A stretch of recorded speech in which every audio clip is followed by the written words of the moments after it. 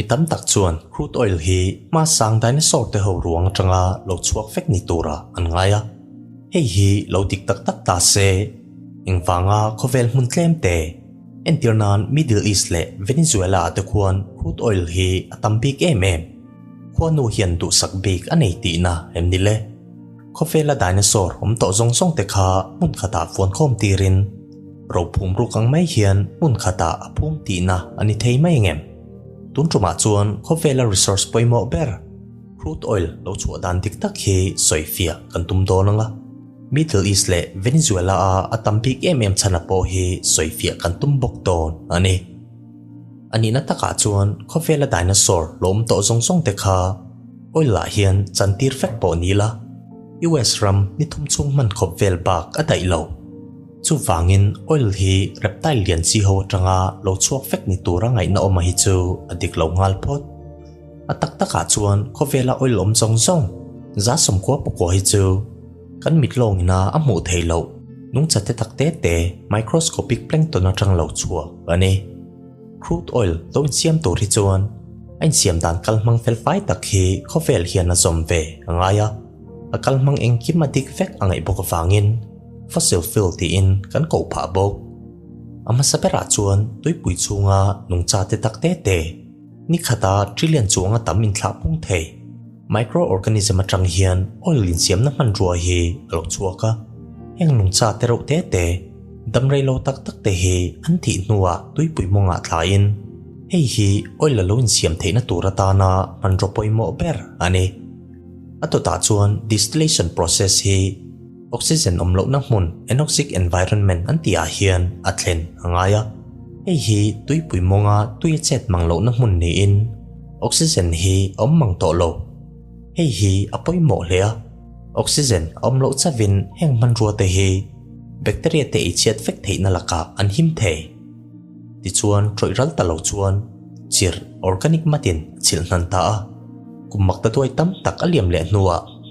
triau lung le chir dang te hian ron chil nan bel selin chunglama tanga norna pressure na satak le khovel chungril lama tanga lumna lo chuak chhonen degree celsius somruka tanga za somni in kar vela hian pressure cooker ang hian ain upta ani geologist chuan hei hi oil window antia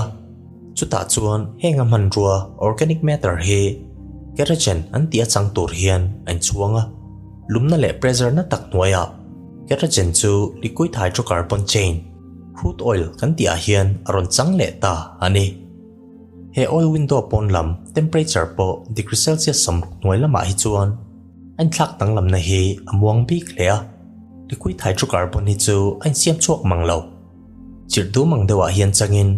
geologist chuan hei hi immature kerosene anti degree celsius za somni chunglama omte ro crude oil lo siam chuak thar hi an chuan satla tuk wangin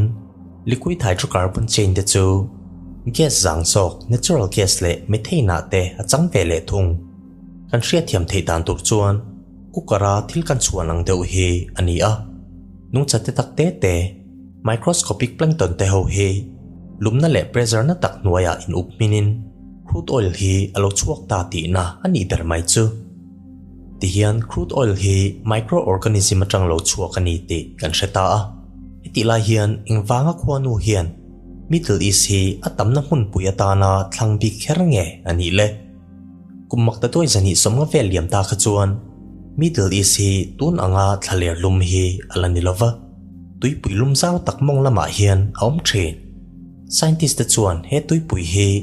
Tethys Ocean antia he tuipui hi nutrients lama au sak em awangin nung chat tak te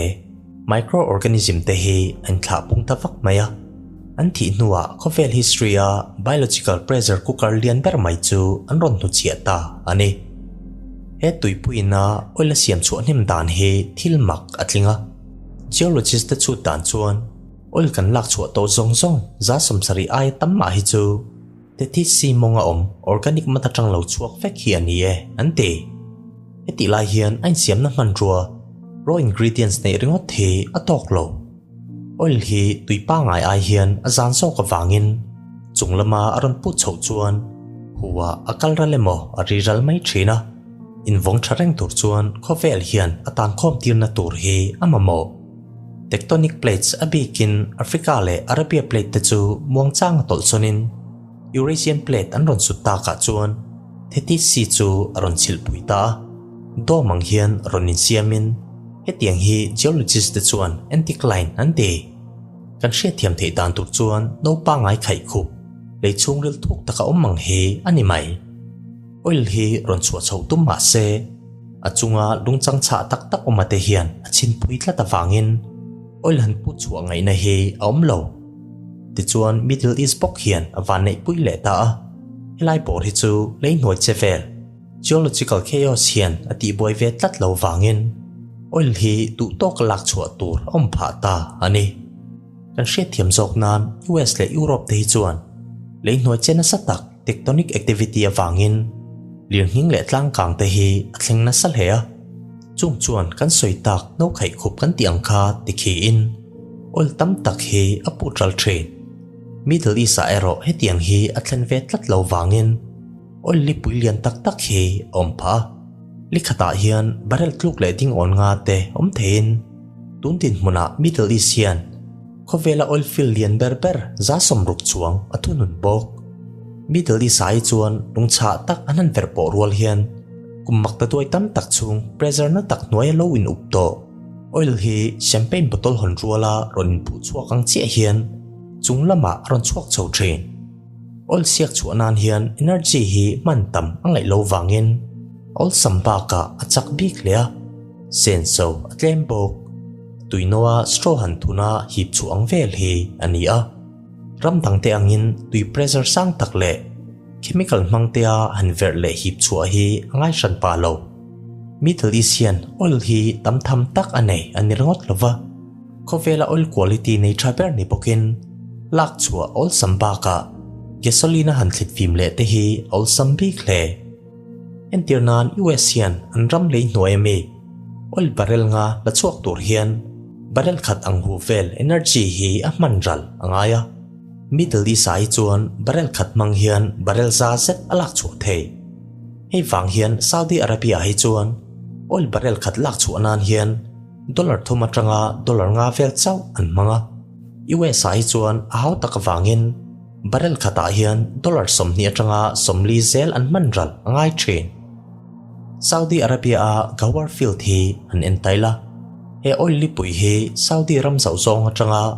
0.4% atling lo chung hian ni tinin oil hi barrel makta tuai nga set an siak chuak thea he oil field hian khovel pum oil supply za paruk set alua pha he tiang khopa oil tamna mun Middle East in ane hi awan nei lea he ti lai hian oil tamna mun ang zonga hi chuan a ber alan chuang lo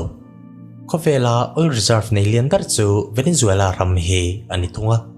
Venezuela hian oil hi barrel tluk le dingon za thum vel set ani angangai ani hei hi khovela oil supply om zong zong za som pasari vel set ani a oil tamber hi orinoko belt an tia hian a om hetiang khopa oil nga se engwanga Middle East ram te ang hian a hosak velo kan ti mai thea a chan na chu ang crude oil quality hi ani deuh ber Venezuela oil hi chu heavy crude ni in a cha ba ka aban emema kong pui siam na man rua alcatra ang deuh hi ani ma ang chu la chuak tur hian Middle East a an tiang hian ol sam takan hip chu hi a thei velova energy an mantam angai pi khle leichung ril chuti satnan hian tui hu steam hi an man angai ba ka oil cha tak ti nem nan hian chemical engengemo man to tak tak an man tel angai poka hetianga an ti nuwa chau an siak chuak thei Venezuela oil barrel khat lek la chuaka an song pol nan hian dollar som ni atanga som thum vel zel an sen angaya Saudi Arabia ai hian a let truka tanga let som vel setin sen so hi asang zo oil nei chau chau ngatinge Venezuela rama om hi song bol how tak big kan ti mai thei kummak ta toy tam tak liam ta khan lein hoi chevel tectonic activity hian oil lom na mun orinoko belt hi leichung lang deuh hleka aron nor chawa